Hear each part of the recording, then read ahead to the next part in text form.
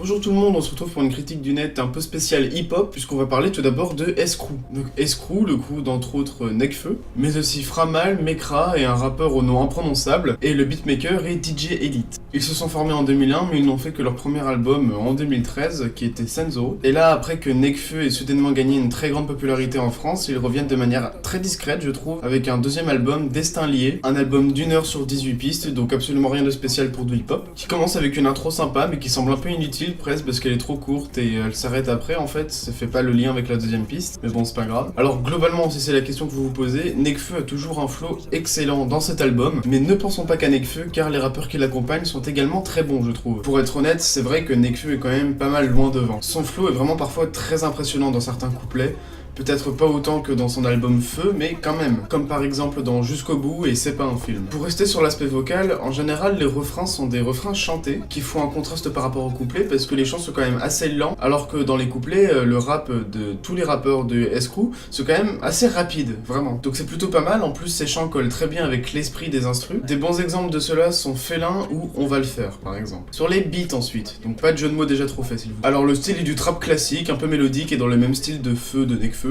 Assez inquiétant au niveau émotionnel. D'ailleurs, c'est le même beatmaker que dans Feu, hein, c'est DJ Elite. On a une assez grande importance au piano. D'ailleurs, c'est le même piano souvent que dans Martin Eden dans Feu. Bah là, c'est la même chose qui revient dans la plupart des instrus. Les basses 808, donc les pouh, sont souvent en slide, donc ça fait des pouh. C'est quelque chose qui est assez à la mode dans le trap en ce moment et il faut dire qu'avec DJ Elite ça rend plutôt pas mal. Alors si certaines instrus ne sont pas très mémorables, certaines se démarquent vraiment. Par exemple, Démarre est un peu plus originale puisqu'elle est sur 2 temps. Pour faire encore une comparaison avec Feu, il y avait Ruff dans Feu qui était sur 2 temps pareil et qui était à 120 BPM, proche de la Deep House, la musique avec Ed Sheeran là. Bah ici c'est pareil, hein, 120 BPM sur 2 temps. Et là l'originalité c'est que les synths derrière sont vraiment assez originaux et plutôt cool et attachants. En plus de cela on sent vraiment les influences de la Deep House à l'ancienne, comme par exemple Mr. Fingers à la fin des années 80, ou même du Aphex Twin dans Selected Ambient Wars 85-92. Et oui, même Aphex Twin, et je pense vraiment que c'est une certaine influence pour DJ Elite, parce que dans la musique suivante, Fausse Note, on sent aussi des inspirations de Selected Ambient Works volume 2 cette fois. Sinon pour moi une des meilleures instrus est Bresson, qui est une très bonne musique, surtout en termes d'instrumental. Donc honnêtement on a déjà fait un peu le tour de ce qu'il y avait à dire sur cet album, et c'est déjà peut-être un certain défaut, c'est-à-dire que l'album n'a pas grand chose à en dire en fait. Concrètement c'est un bon album de hip-hop, on reconnaît la patte artistique des rappeurs comme du beatmaker. Si vous êtes vraiment fan de ce style, et bah vous aimerez beaucoup cet album, mais d'une manière générale, c'est pas un album qu'on réécoutera encore et encore, et en fait je pense que d'ici un an on l'aura déjà quasiment oublié. Si vous vous attendiez au meilleur album de rap français cette année, eh bien on en est probablement très loin. Mais attention, c'est un très bon album, il est très chill, il passe vraiment très bien, surtout en musique de fond ou dans la caisse, etc. Il est vraiment cool. Un peu inégal au niveau des musiques, mais en même temps d'un autre côté, aucune n'est mauvaise. Au final, si vous découvrez S-Crew maintenant parce que vous l'avez découvert avec Nekfeu par exemple, je vous renvoie directement à leur album d'avant, Senzo, qui est beaucoup plus old school déjà un peu, et qui est pour moi largement meilleur, avec de très bonnes musiques dedans. Sinon les meilleurs tracks de cet album-ci, donc Destin Lié, il y a Félin, Jusqu'au bout, Bresson, et sinon à la limite Démarre. Encore une fois, l'album est plutôt sympa, donc je vous le conseille en tant que fan de hip-hop, sinon pas besoin de vous attarder vraiment là-dessus. Et maintenant, passons à DJ Shadow. The Mountain Will Fall, un des albums que j'attendais le plus cette année, et je ne suis pas le seul d'ailleurs. DJ Shadow, donc sans vraiment beaucoup le présenter car je ferai une vidéo spéciale pour lui et son album, a eu un impact énorme dans le hip-hop avec son premier album Introducing, qui sera un des symboles des années 90 musicalement parlant. Cet album est putain de culte. Malheureusement par la suite il fera des albums de moins en moins bons. Mais moi et beaucoup de gens nous avons repris espoir quand DJ Shadow a montré des extraits de son prochain album qui est donc sorti là, qui était assez prometteur. Parmi une certaine communauté musicale, cet album était donc vraiment très attendu. Donc, regardons ce que ça donne. Première piste de chill trap relaxante, ce qui est en soi est un choix particulier de commencer l'album là-dessus. Mais au niveau émotionnel, ça introduit bien l'album, parce qu'on a un sentiment un peu de découverte, de quelque chose comme ça, donc ça passe bien en tant que rôle d'introduction. Ça c'était la première piste, donc le deuxième extrait dévoilé, et maintenant on va passer à la deuxième piste, donc le premier extrait dévoilé, qui est Nobody Speak avec When the Jules. Alors qui sont When the Jules? When the Jules est un très grand duo de hip-hop, ils sont extrêmement talentueux, et pour l'instant ils ont fait un sans faute, je veux dire tout ce qu'ils font, à chaque fois c'est trop bien. Ils ont un flow de ouf. Si vous vous intéressez un peu au hip-hop, vous devez connaître probablement When the Jules. Et la musique avec When the Jules est extrêmement entraînante, elle est assez funky, jazzy, etc. Au niveau instrumental, on a énormément d'influences différentes, à l'image de l'album d'ailleurs, mais on en reparlera. Le flow de When the Jules est également à très haut niveau et très bien mélangé avec le style de DJ Shadow, donc on a vraiment une musique qui est vraiment super bien.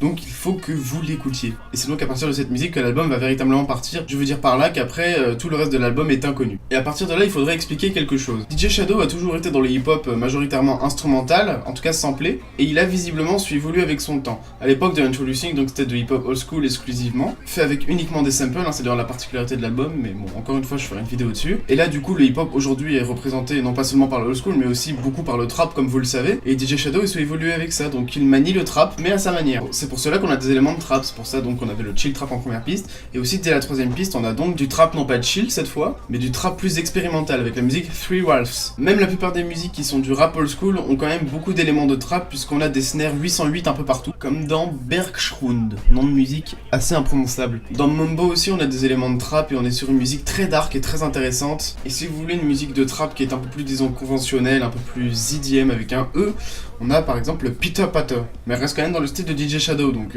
il peut faire un peu ce qu'il veut et garder son style en même temps, et déjà c'est un très bon point. Et enfin il faut que je parle d'une musique qui je trouve est extrêmement complexe, et avec beaucoup de détails un peu dans tous les sens, qui reste quand même globalement du trap. Pour moi la musique California, qui est trop bien. Donc passons maintenant aux musiques un peu plus old school. Il y a de Sad Show dans ce cas-là, qui est vraiment très entraînante, tout comme Def Charge, qui sample des grosses grattes, comme il pouvait le faire dans une des premières pistes de Introducing à l'époque, où il avait samplé à l'époque Orion de Metallica.